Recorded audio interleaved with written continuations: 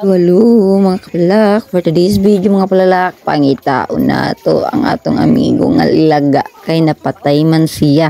Naadiri jud sa kwarto na ni Maho jud ni siya no, na nagtinuwad-tuwad si Madi kay atong pangitaon ang iyang patayng lawas, charis patay niya animal.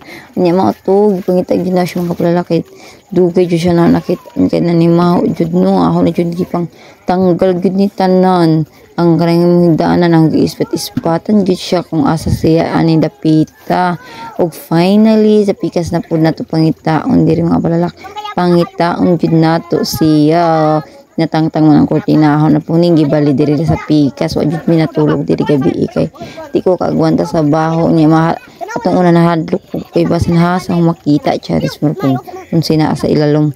Mao to mga kapalak. Finally, naagyud di ay siya dinhi aragyud di ay na ana siya dinhi nakita na siya nina. Nakita na gyud nako siya mga kapalala.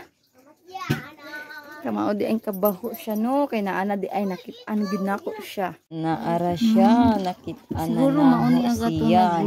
Nalata naman di ay ni. Siya ang nagluya siguro. Kada po daya wala ko ni ulian diri sa balay dito rami sa pikas na tulog mao di ay na yun ani nino. Waon na pud ni nato og ilabo. Mamatay sa kabaho.